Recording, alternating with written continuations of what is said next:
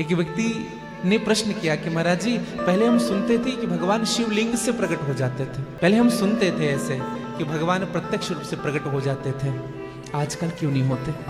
क्या कारण है प्रकट नहीं होने का? एक सरल भाव समझिएगा, भगवान प्रकट नहीं होते इनका कारण केवल हमारी मांग है। समझिएगा, अगर हम रास्ते से जा रहे हैं मेन रोड में, अपनी गाड़ी 4 व्हीलर में आप जा रहे हो, कार से जा रहे हो, तो आप देखते हैं जब रेड लाइट जलती है तो आप अपना कार ही रोक देते हो, और जब गाड़ी रोकते हैं ना तो अगल बगल से मांगने वाले ग्लास को खटखटाते हैं। कभी कभी मांगने के लिए आते हैं तो हम क्या करते हैं, उनसे परेशान होकर ना ग्लास चढ़ा देते हैं और निकल जाते हैं जैसे ग्रीन सिग्नल हुआ। हमें कभी कभी ऐसा लगता है भगवान भी ऐसा ही है, जब जब भक्त भगवान के सामने जाता है मांगना प्रारंभ कर देता है। हमें लगता है इसलिए भगवान आजकल दर्शन नहीं देते, वह भी ग्लास चढ़ा करके बैठ गए हैं, अब दर्शन नहीं मिलेगा। कभी कभी होता था, कुछ लोग चर्चा कर रहे थे कि पहले जब हम महाकालेश्वर आते थे, सीधे अंदर जाते थे, जल चढ़ाते थे, खूब रगड़ते थे भगवान को, खूब आनंद लेते थे। क्यों लेते थे बताएं आपको?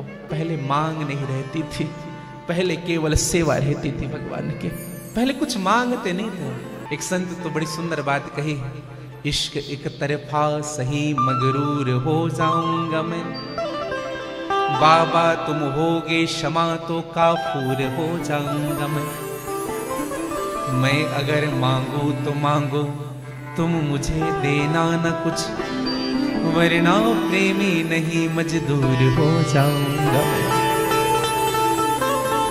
मैं अगर चाहूं तो चाहूं तुम न मुझको चाहना, तुमने अगर चाहा तो फिर मगरूर हो जाऊंगा मैं अगर देखूं तो देखूं तुम न मुझको देखना, तुमने घर देखा तो फिर मशहूर हो जाऊंगा मैं।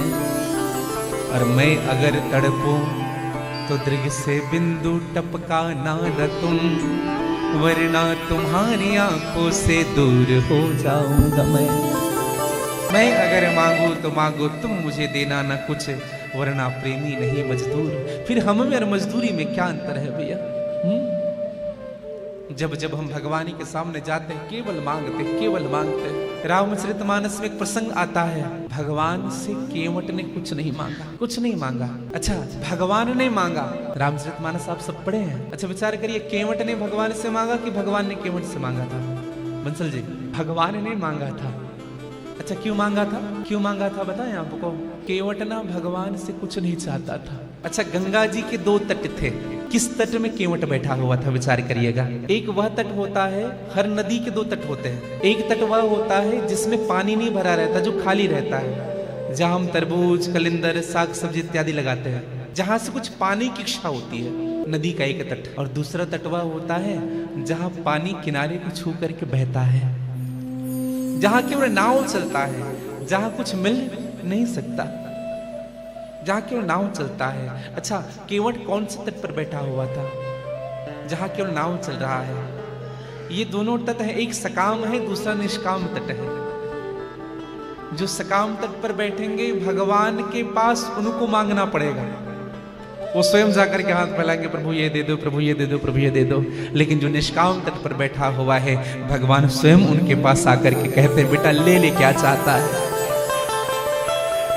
इसलिए इच्छित फल बिनु शिव औराधे। हाँ, जो इच्छा करोगे वो मिलेगा, लेकिन हाँ इसके लिए हमको मांगना नहीं है। हाँ। सदैव कभी मत मांगिए भगवान से, भगवान से केवल यही कहिए, नाथ प्रभु आप वो दे दीजिए जो मेरे लिए अच्छा हो, आप वो मत दीजिए जो मैं मांग रहा हूं। अच्छा विचार करिए, हमारा बेटा जो मांगता है हम दे देते हैं क्या? माता पिता विचार करते हैं क्या अच्छा है और क्या बुरा है?